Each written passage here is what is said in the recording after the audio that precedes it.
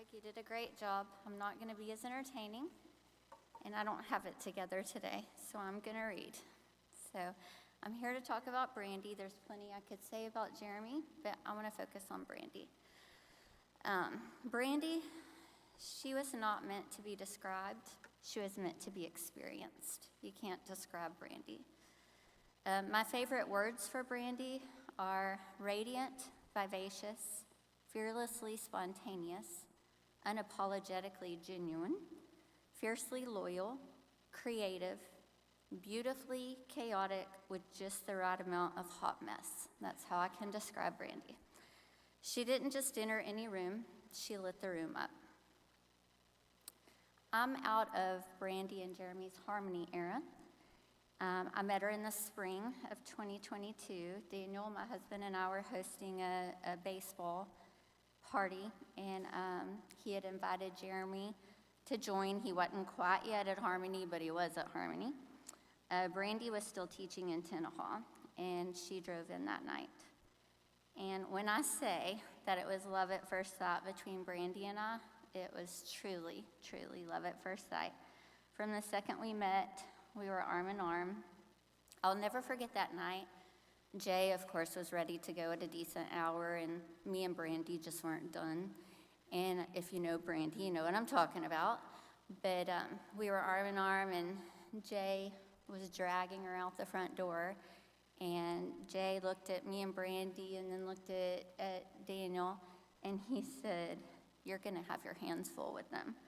And we just laughed at each other and carried on. From that point forward, we did laugh together, all the things.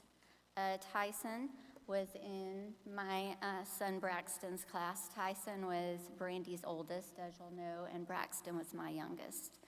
So we did all the senior things together. Brandy was hysterical throughout the whole thing, and I was the one celebrating. I was ready to be an empty nester, and she was just getting started. But one particular adventure that really shows the type of person Brandy was, so it was the end of the school year. We were playing 7-on-7 in Crockett, Texas, and Jake was just there along for the ride. And I love our little B. He has his own story, how we have that name, but I love him. And Tyson and Gage were playing with Braxton, and we were sweating, and it was so hot. Well, Crockett was maybe halfway to Galveston, not really close, but Brandy looked at me and she said, "We need to rent a place, and we need to go to Galveston and stay a couple nights." And I looked at her like she was crazy, out of her mind. I was like, "We are dripping sweat. We don't even have a toothbrush. We don't have a change of clothes. We have nothing." And she looked at me like I was making the situation far more complicated than what it needed to be. She looked at me, she said, "Well, duh, there's a Target." And I was like, "Oh, God, Brandy." So we headed to Target. We got all of our stuff and headed with what we had and had a grand old time. That was Brandy. She had this incredible ability to make life feel like an adventure. She didn't need everything planned out. She didn't need to know exactly how things were going to work. She just always believed we'd figure it out, and somehow we always did. There are so many stories similar to this one. There were days, and I'm sorry for any admin here, but there were days that we called into work because apparently whatever adventure we had planned was more important than whatever we were supposed to be doing that day. And we made the days a good one when we did that. There were cruises, there were beach trips, there were nights that we stayed up talking until we were exhausted, laughing and carrying on. I said we were like teenagers who had nowhere to be the next morning, except we did, and usually very early. Our last excursion with Brandy and Jay was mid-July this year. We actually made the time and spent a couple nights in Galveston. Of course, we had to wait on Jay to finish with y'all's practice and get there, and I was complaining. But we made good memories those 2 nights.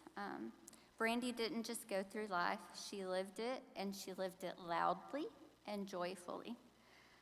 She always flew by the seat of her pants, having the time of her life doing it, and was actually very great at it. I would have never been as great as her, living just on the go.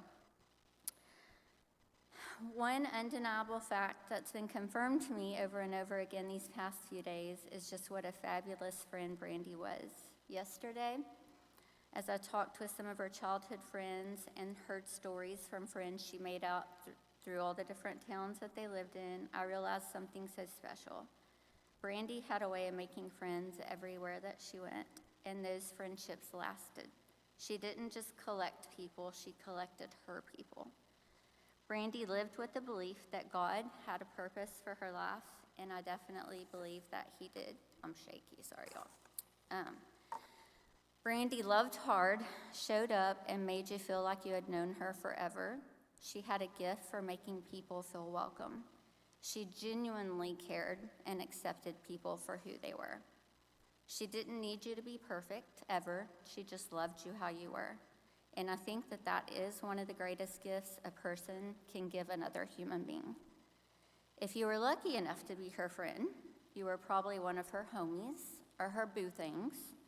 And I've come to realize that those weren't just funny names that she threw around at all. They were her way of letting you know you were hers, her people, her friends, her family by choice.